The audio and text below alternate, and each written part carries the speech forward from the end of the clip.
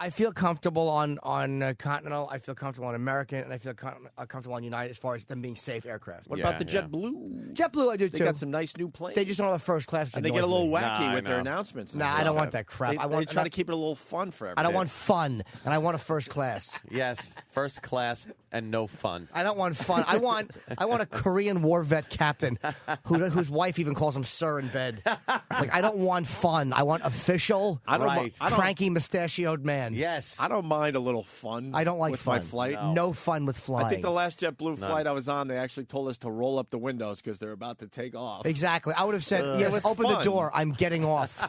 I don't want the windows down or up. It got a few chuckles from everyone. Of course it did. To roll up the windows because they're about to take off. While they said that, you know what should have been happening? Let's recheck that knob instead. Yeah. Instead of that joke, he could have been saying, check that for the 50th time. Check something, like double, triple check something that could have been checked. Speaking of flights, were you on the flight to Turks and Caicos where the guy took over the plane and started buying drinks for everybody? Oh, yeah. And they didn't know what to do? Yeah. That was our first a lot of people have been on the party plane where you're going to Jamaica or some kind of spring break flight, and it's just a zoo in the air. Yeah, they've calmed all this down. Somebody got in trouble. Was it Hooters Airline or some? There was an incident where they finally calmed this shit down. Too much partying going on. But the guy, he was in the front of the plane. I don't think this had a first class section. It was a shitty plane, some shitty airline just to get us to the islands, and. The guy just takes the talking device. What the fuck they call those things? Microphones. The PA thing? Yeah, it's not really a microphone. Though. Talking device. I'll call the it throat. He takes the throat from somebody. Yeah. The mouth.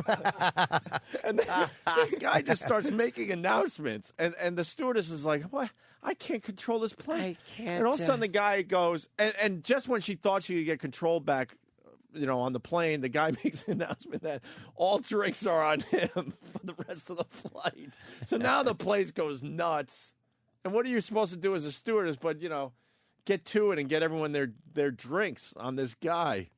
Oh, my God.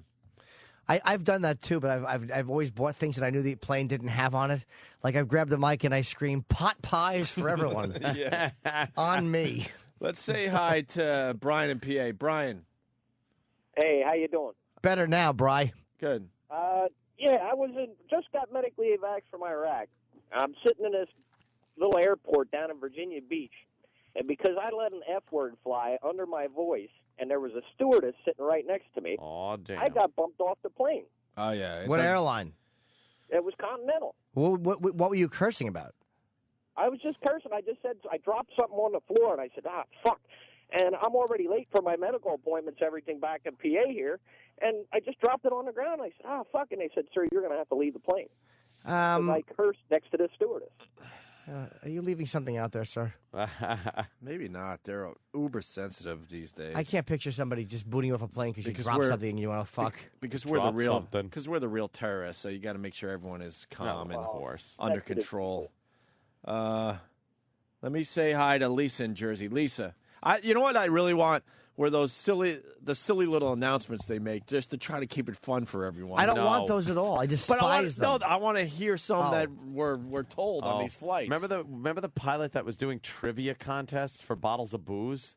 Which flight were we on for that? I think that was an one LA of flight? Turks or I'm not sure. It must have been a party plane. The party planes rule. Yeah, and it was like the co-pilot who was giving trivia questions. Yeah, doing trivia questions.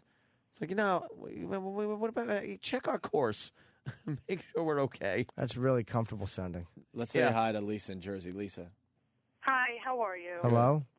Good. I just want to let you know, one time I had flown Continental not too far after, right after 9/11, and then I had a 4-month-old daughter with me, and our plane was delayed because of 2 flat tires on the plane. So they pulled everybody off. They gave us vouchers, go get some food. Next thing I know, I go back, try to get back on the plane to go back home to New Jersey, and they wouldn't let me through. They actually boarded everybody on the plane. I'm holding a newborn baby, no purse, no diaper bag, no bottles, nothing. And they said, sorry, you're on your own. I started crying. I couldn't believe it. Of course you did. And Continental Woman. just didn't want to hear it. And thank God there was some elderly gentleman who was at the airport, part of security, and he said, guys, she's got a newborn baby. I had nothing with me but my baby. Where was your purse? I had left everything on the plane because they had us all get off. Which You're silly. How late were you getting back to the plane? I was trying to get back to go into the plane and leave, and then finally security walked me on the plane after they delayed everything. They checked me out.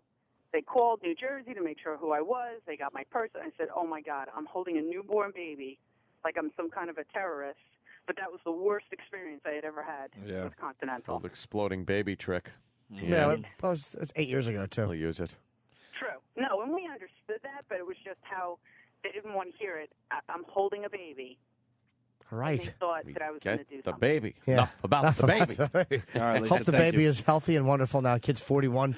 Right. No, so I just Continental, their customer service is the worst. Well, I mean, we're picking on Continental today, but I think in general, customer service is just It's terrible. horrendous across the board. I'm only sure talking- there's some examples out American, there. United, every airline has, Yeah. I'm sure, the same complaints from people. Mike N from Jersey. I like when Continental makes someone not on elite status get off the elite carpet on the floor. Great perk. I actually do like. Yeah, I actually do like when when I see someone trying to board and they Yes. push them aside. I do like that. It's like we're only boarding elite status people right now. Go back to the end of the fucking bilge line. I do like that. Dan in Milwaukee, they'll keep you on the plane so they don't have to buy hotel rooms. That's probably. I'm sure that's one reason. I'm sure that's part of it. Save a little money. I guess we're pretty much done with this topic, right? We can move on to other things. Sure. Yep. After we take a food break. Someone has to tinkle. Wow. My hand's up. Hold on. Mike in Jersey has to share. He's very frustrated. Mike, go ahead. Hey, my dad was flying from Tampa to Canada because his mother died to go to her funeral, and he got stuck in Charlotte or Charleston. I can't remember which one. He was flying Continental. They oversold the flight and wouldn't book him on another flight. He had a fax copy of the obituary and was told that he was no more important than any other passenger on the plane. Yeah, that's a power trip too. That's good. That's good. People on their power trips. How do they test some of these employees?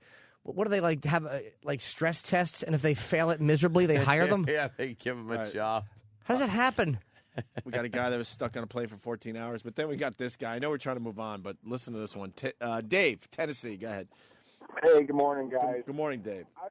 All of a sudden, one time I was taking a flight, my luggage comes off the carousel, and it's drenched in jet fuel.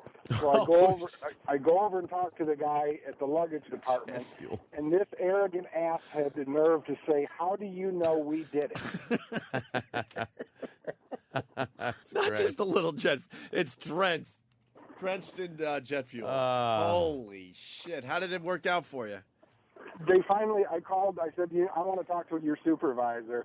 And he came over and said, yeah, we ruined a bunch of stuff. We got some mail, too. Yeah. They ended up just buy a piece of luggage, replace your clothes, send them a receipt. But I'm like, that was this guy's first reaction was, how do you know we did it? Well, I don't own a jet. Exactly. Right. Yeah. What would it be? Why would you dip your luggage in jet fuel? What would be the point of that? It was on your plane. Unless you'd been cheating on your wife and you wanted to hide the perfume smell. Yeah. And you saw some jet fuel. Punch it out, guys. That's a good story right there.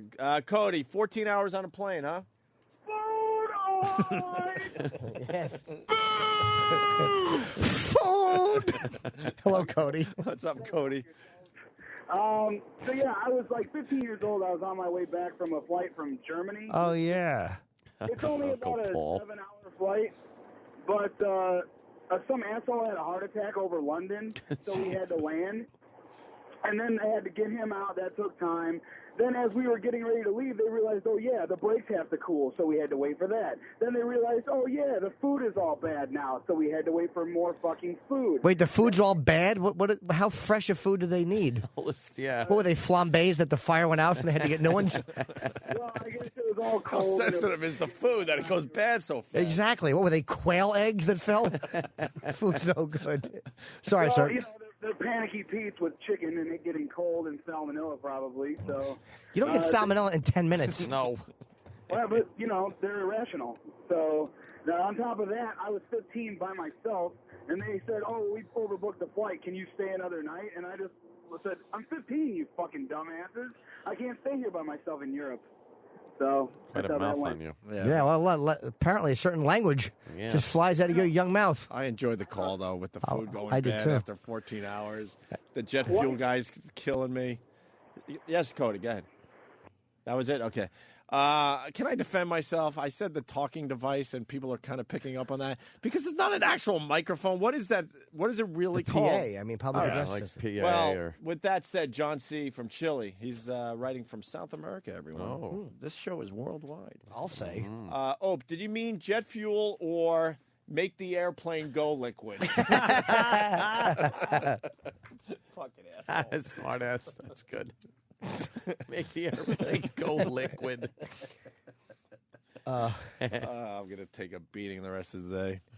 Got bumped from first class to coach in between two 250-pound guys. Yeah, that shit happens.